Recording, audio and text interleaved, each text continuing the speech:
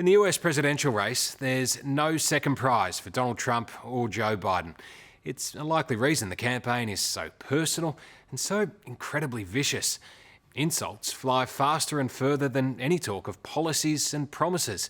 And now, just when it seems things couldn't get any stranger, President Trump, as well as the First Lady and key members of his staff, have all contracted COVID.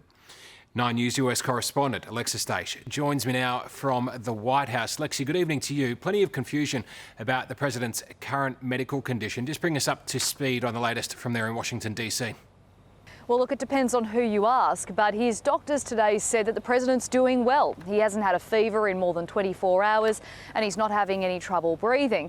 But then we get a very different assessment from the White House Chief of Staff, Mark Meadows. He tells us that doctors have been worried about the president's vitals and that he's not yet on a clear path to a full recovery. What is certain, though, is that he will not be back here at the White House for at least a few days, so he will be missing his creature comforts here on Pennsylvania Avenue for a little while longer. Yeah, and interesting to see today the president released a 4-minute Twitter video update. Some are saying it seemed almost like more of a ramble than a reassurance. That's what he does. He rambles. His press conferences go for a long time. His rallies go even longer.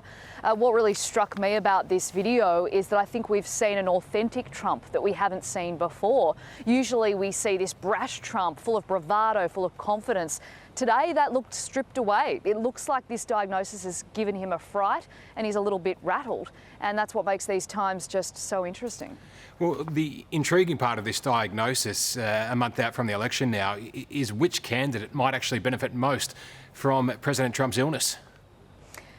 It's quite clear right now Joe Biden is the winner out of all of this. The president's campaigns have either gone virtual or been temporarily postponed. That would be torture for Donald Trump. He prides himself on drawing those big crowds to rallies. And just to rub salt into the wound, Joe Biden has really ramped his campaign up.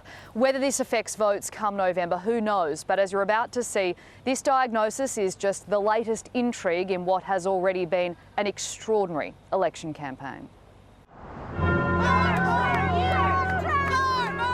It's a sweltering day on the streets of Tucson, Arizona. We're on fire for Trump! But neither hot weather nor a deadly pandemic Keep Trump in there! are keeping these die-hard Trump supporters from making their voices heard on the side of a busy motorway. Hey, hey! God bless the U.S. Hey! Biden's a communist! This is not a normal election. There's a real choices to be made here. This is not a flip of the coin between Democrat and Republican that might have taken place 12 years ago, 20 years ago. This is a very divergent election. What's up, Don? All right. It's election time in the USA. And the country's politics has never been more polarizing. Joe Biden, the guy isn't playing with a full deck. This really is a race like no other. He wants to shut down this country, and I want to keep it open. Long before he got COVID, Donald Trump was a master at shaking up politics. I got it done, and you know what happened? Yeah, you got it done. Our economy boomed And, like it's never boomed. The economy. But not even an unconventional president like Trump could have predicted just how different America would be this time around. He's made the country poorer, sicker, and weaker. He still could win the election. I mean, so it speaks volumes about his political instincts, and it speaks volumes about the group of people that are supporting him. Trump's rally cry to Make America great! Make America great. Make America great again! God bless! couldn't be further from today's reality. Nationwide anti-racism protests, a flagging economy, and a virus death toll higher than anywhere else in the world have completely redefined the issues that count this election. When we originally elected him, he could kind of fool people, but somebody like him, you can't hide your crazy forever. Donald Trump has been a toxic presence in our nation for 4 years. On the other side is a candidate well known to many voters, former Vice President Joe Biden. It's the only way we're going to bring this country together is bring everybody together. There's nothing we cannot do if we do it together. Compared to Trump, his campaign is taking a low-key approach. Could you imagine if Sleepy Joe ever became president? Copping criticism for staying out of the spotlight this close to the election. He's been totally irresponsible the way in which he has handled the social distancing. He's a fool on this. If you could get the crowds, you would have done the same thing. But you can't. Nobody cares. Gentlemen, can we move on to the... Nobody cares. Both men have spent decades in the public eye, and naturally, their pasts are coming back to haunt them. She alleges Biden pushed her up against the wall. He's been misogynistic. He's had sexual assault allegations, sexual harassment. He's a blue Trump. He's a blue Trump. Political supporters don't come more loyal than Blake Marnell. How many wall suits do you own? I have 5. He's a walking, talking vision of Donald Trump's border wall. We need the wall, and it has to be built. I was thinking, what can I wear that would symbolize support for President Trump? And somewhere in the back of my mind, a brick suit came up. You're awesome. Well, Supporters call him Brickman, the guy who's awesome is the one in the White House right now. and he can't get enough of his president. How would you describe Donald Trump? He's a patriot. He's a businessman. He's a politician. He's a force. He is driven to do the best for America. He truly wants that. Come on, come up here. Man. Needless to say, at political rallies, Brickman stands out in a crowd. And your road trip, you've given it a name? Yes, Wheels and Walls. Wheels and Walls. Wheels work and walls work. You know, there are some things you can't beat. That's an expression the president likes to use. I have borrowed that straight from him, yes. Yeah. Now a household name amongst Republicans, Brickman is hitting the road for 3 weeks. So you want to inspire other Trump supporters to be as loud about their support as you are? Right. Driving coast to coast through states Trump won in 2016. Boy, this is going to be a fun one. Lining up at rallies to get a glimpse of the president and making pit stops at his beloved wall along the way. I'll be voting for President Trump on November 3rd. How many suits have we got all up on this trip? This is it. You're looking at all of it. 1, 2, and 3 on the trip right now. Where do you get a brick wall suit? The wonders of the internet. Where are they made? Not Mexico. Not Mexico. They're made in the home of the Chinese virus. You say that with a slight smirk. When you say that, do you mean it in the same way that the president says it from the podium, or are you calling it that in jest? No, I truly believe it should have been called the Wuhan virus. I think that would be the most appropriate name for it. It's a disease, without question, has more names than any disease in history. I can name Kung Flu. It sounds like the way Donald Trump has handled the pandemic hasn't changed how you feel about him. I think he's handled it well. This is a curveball that no other president has ever had to deal with. This is something for which there's not a historical precedent. He's the one who put the brakes on the economy, and he did it because he felt it was the right thing for America. It's completely consistent with the reasons I support him.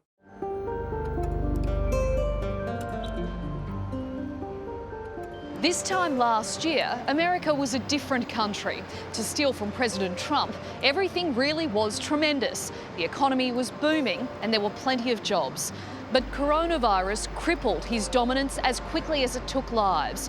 With months of lockdown and economic turmoil across the country, Donald Trump's road to re-election veered off course. Did the president's response to coronavirus surprise you? It did surprise me, yes. Anthony Scaramucci is a born and bred New Yorker. From blue-collar beginnings, he now runs a billion-dollar hedge fund. You once said that Donald Trump has some of the best political instincts in the world. Do you maintain that now? No question. I think this guy has got some of the best political instincts in the world, bar none. Do not underestimate this SOB. I love the president. Lesser known for his business skills, the Mooch, as he likes to be called, is best known for a job he held for just 11 days. Bombshell news rocking Washington as Anthony Scaramucci is out. If you were still White House Communications Director, What would you be saying to Donald Trump right now? Would that be before or after I took the cyanide pill that's under the desk? I'm just asking. I mean, because if it's before I took the cyanide pill under the desk, I would say, hey, you should really knock this off. You know, it's a poor reflection on you and your family. It's really bad for the country, and you really should knock it off. After you take the cyanide? Well, after I take the cyanide, I'd probably say goodbye. Maybe be my last words as I hit the floor. He might have been out of the White House for 3 years now, but the mooch still manages to irritate the president. Yeah, I get him fired up on Twitter. I think. Why do you still get under his skin so much? I think he recognizes I'm a self-made guy. He is not. I built my own business. He couldn't do that. And I can put a full sentence together. He has a hard time doing that. And I'm under his skin because he knows I know. This election, the mooch is switching sides and voting Democrat. We've got 31 million people out of work, and we've got 200,000 people dead, 6 million people with the disease, COVID-19, and we have no path to get out of the pandemic because he won't do what's appropriate to do in a pandemic to stop the disease, stop the spread of the disease. I think all of those things, you know, on a comparative basis, make Joe Biden a better person. But so does that bottle of water by your feet. I would vote for that inanimate object by your feet over Donald Trump. And this election will decide whether we will defend the American way of life. It's safe to say President Trump wasn't counting on the mooch's vote this election. His focus is instead on retaining the states he won at the last election. My first presidential election was 1976, so that was even before Reagan. And the party stood for some things, you know, but the thing that had kept me tied in was the issue of abortion, because I'm pro-life, and my faith tradition teaches that all life is sacred. Did you vote for Donald Trump in 2016? I did. As far as red state Trump territory goes, Thanks. Thank you. Have a great day. it doesn't get more deep red than Nancy Shively's home state of Oklahoma. But the pandemic has prompted many Republicans to turn their back on Trump. The flip side of being pro-life is being anti-death. And so when I see all of these thousands of Americans dying of coronavirus that didn't need to die, that makes me angry because life is sacred. Nancy has been a teacher for more than 4 decades. After hearing the president repeatedly insist the virus would disappear, she recently made one of the hardest decisions of her career. I resigned. Why? I did. Because I'm over 60, I'm overweight, I have 2 autoimmune diseases, and none of that would bode well if I got the virus. So you really felt like returning to work for you could be a matter of life and death? Yes. Pretty scary. It is scary. Actually, I'm pretty terrified because I think the only thing that's keeping him in check right now is that he's up for re-election. And if he gets elected again, it will be full-on dictatorship. Coming up, life is about connecting. Opponent of the opponent. He pushed me up against the wall. He said, I want to you. The woman who claims Joe Biden and shoulder massages, they're like magic. Is more predatory than presidential. Did he touch other women? He seemed to lack boundaries. That's next on 60 Minutes. I am officially running for President of the United States. This time last election, Donald Trump was facing bombshell allegations of inappropriate behaviour towards women. Grab him by the pussy. I can do anything. I have such respect for women. I cherish women. Against the odds, he won. And year after year, it seems there's no controversy he can't deflect. In 39 days, we're going to win 4 more years in the White House. It's a skill Joe Biden could do well to learn from his opponent. I worked my whole life to empower women. I've worked my whole life to prevent abuse. You saw him up close as a politician. Correct. What kind of political operator is he? The kind where he smiles, it's like a wolf in sheep's clothing, right? Here I am. in the Senate office. Hi, Long before Joe Biden was a household name across America, and here's my desk. Tara Reade worked in his Senate office in the early 90s. Here's a good picture of Senator Biden. It was her dream job. She hoped it was the start of a long career in politics. He was a political hero of mine because I bought into the image. And I really believed he was someone to not only admire, but also I wanted to be like him. Like I had hoped to be maybe a senator or a congressperson someday. And here's the view from my window. You sound really happy. Yeah. There is my computer, and there's my posters. I was such like a little puppy, like so eager and happy. Yeah. Tara says it wasn't long, though, before her political hero turned into a predator. He would just put his hands on me. He would, whenever there was a meeting or if I would see him, usually he'd put his hand on his shoulder and then he'd run his fingers up underneath my hair, on my neck, and things like that. And I had never experienced that with a boss before, and I didn't know him. It's not like there was like small talk, like where we would, you know what I'm saying? There was no reciprocal relationship or flirtation. There was nothing like that. So it was just very much him coming into a room, putting his hand on me or whatever. Did you ever tell him, don't do that to me? No.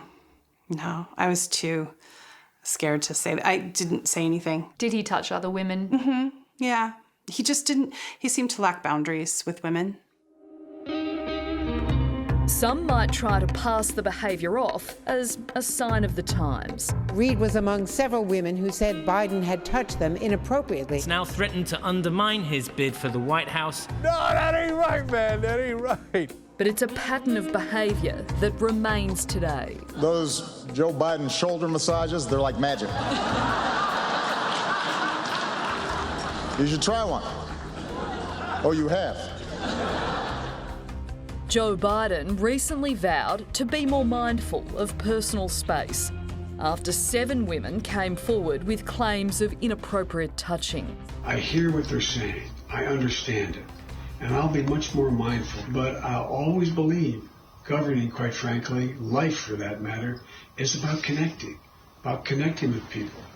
That won't change. But what Tara Reade claims happened 27 years ago in an open corridor of the Senate is much worse.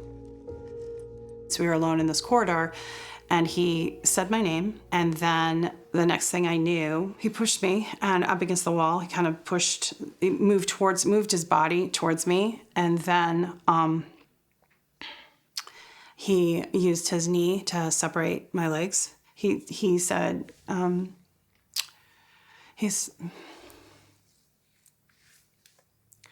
said, I want to fuck you.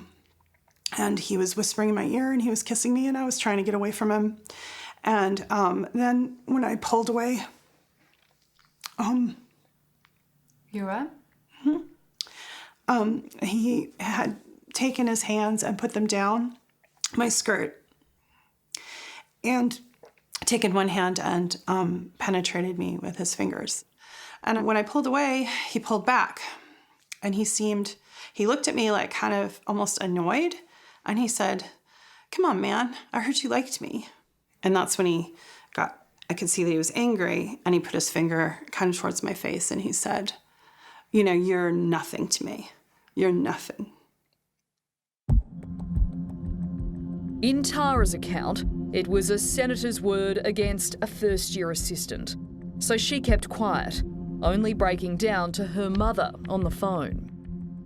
She was telling me to go to the police right then, like to go to the police and to keep what I was wearing and on and to go to the police. Why did you resist going to the police? You know, they're there to protect the senators and congressmen. They're not there to protect us. It would be 2 long years in 1995 before Tara told anybody else about the alleged assault, confiding in her neighbour, Linda Lacasse. She basically said that he had put her up against the wall. He put his hands up her skirt and he put his fingers inside her. What did you say? I said, "I think you should file a police report." So she was upset. She was crying. Did you doubt what she was saying at all? No, I didn't. What prompted you to come forward and publicly corroborate her story? I felt that I needed to tell the truth. Did Tara ask you to come forward? I volunteered. You filed a written complaint to the Senate, but in it you only mention Biden's inappropriate behaviour. You don't mention the sexual assault. And I'm wondering why you wouldn't mention that, because there is a very big difference between inappropriate behaviour and sexual assault. Because I was afraid to. I mean, I consciously did that. The way they had it set up at that time, it was you fill out this form and hand it back. I didn't know who was reading it, and I was too scared. So I thought at a one-on-one that I would reveal that and talk about it, but I didn't feel comfortable. After nothing came of the harassment complaint she says she filed to the Senate in the 90s, Tara Reade emotionally describing what she says happened in the spring of 1993. It wasn't until 2019 that Tara then shared her story publicly, saying that Joe Biden touched her in ways that made her uncomfortable. But, just like her formal complaint at the time, it was only half a story. She says she wasn't ready to talk about the alleged sexual assault. So what changed for you? What made you think, nah, I'm going to tell the full truth? I decided that people needed to know he's going to the highest office of the land. He's running on a platform of character. Well, I know what he's like. I know what his character's like. And he doesn't deserve the presidency based on what happened to me. In March this year, Reade came forward with what she said was the full story. By then, many in politics and the media were already questioning her version of events. Did you sexually assault Tara Reade? No, it is not true. And Joe Biden spoke out strongly, denying the allegations. In every case, the truth is what matters. And in this case, the truth is these claims are flat out false. Joe Biden has repeatedly said this never happened. I think deep down he knows. Like, I don't know what his capacity is right now. It's not very clear, but I know he knows. He knows. What do you say to people who say they don't believe you? That's okay. You don't have to believe me. I'm the one who has to live with it. It seems there was very little for you to gain in coming forward. There's nothing to gain. And in my case, I lost everything. I lost work, legitimacy. I lost my reputation. I lost friendships. I lost my housing, everything, money, everything. There's also so many people that when they needed consolation, when they needed encouragement, when they needed a hug, have been happy to get that from Joe Biden. It's an allegation that has received little coverage this election. And unlike Trump's accusers, Tara has received a barrage of scrutiny. Do you feel as though if Joe Biden wasn't Joe Biden, your allegations would be taken more seriously? Absolutely. If he was a Republican. I think the fact that he's an elite Democrat put him in this untouchable position. And the media was biased and people were biased about it. Former Trump White House press secretary Anthony Scaramucci says, unfortunately, it's just not front of mind for most voters. I think it matters to some, but it's overweighed, like on the scales, if you will, by some of these big meta forces that are in the United States right now. If I was a woman voting in America, I would struggle to simply ignore those allegations. Yeah, but it's on both sides, right? So you've got allegations being made on both sides. At least 25 women had accused President Trump of sexual misconduct. His response was to call them liars. How would you describe Donald Trump's view of women? They're objects. You know, they're just like a car or a shoe or a phone. They're objects in his field of vision. And there are dozens of women who have made allegations of sexual misconduct against Donald Trump, and yet none of it seems to stick. Why? Because I think the people that support him have made a decision that he's not a politician. And so because he's never lived his life with great sanctimony or that level of righteousness that politicians live their lives with, his supporters have decided to give him a pass. Age doesn't excuse misbehaviour, but the Mooch believes it does explain why many voters will choose to overlook these allegations when voting this election. These are two old-fashioned guys. You know, remember, one's 75, the other's 78, and I think they grew up in a society that was a little bit more patriarchal than the one we're living in now, so they probably had less sensitivity, but I think people will overlook that are voting for Joe Biden, the same way they're going to overlook elements of that who are Trump supporters. We're entering an election. Are you still going to support Joe Biden? Yes, I'm totally against Donald Trump. So yes, I am going to support him. That's an interesting decision because you believe that Joe Biden sexually assaulted one of your good friends, and yet you're going to vote for him to be president of the United States. I do believe that he did that. And yes, and if he becomes president, he's going to be the president who assaulted my very good friend. How do you grapple with that? I'm having trouble grappling with it. Does Tara know that you'll vote for him? Yes. Is she okay with that? Not really, I don't think. So who are you going to vote for? I'm not voting in the national election. Maybe next time. A lot of people died, and a lot more are going to die unless he gets a lot smarter, a lot quicker. So, did you use the word smart? It's quite the predicament. So you said you graduated either the lowest or almost the lowest in your class. Don't ever use the word smart with me. Another term of Trump. But I'll tell you, Joe, you could never have done the job that we did. You don't have it in your blood. You could have never done that job. Or an alternative some say isn't worthy of the task. Well, it's hard to get any word in with this clown. Excuse me. Right now, it's anyone's race to win. You're the worst president America has ever had. Hey, Come Joe, on. There's a phrase that's used to describe Trump supporters as the silent majority. And I would like people to become less silent, but also to get visible. Back on the freeway, Brickman is on the final stretch of his road trip. It's going to be a great rally. He's certain his president will get a second term. The wellspring of support for President Trump is deeper than you can gauge by looking at bumper stickers on cars. My mother said to me last week, if I wanted someone to hang out in my living room, it'd be Joe Biden. But if I want somebody to be in the Oval Office, it's President Trump. Hello, I'm Tara Brown. Thanks for watching. To keep up with the latest from 60 Minutes Australia, make sure you subscribe to our channel.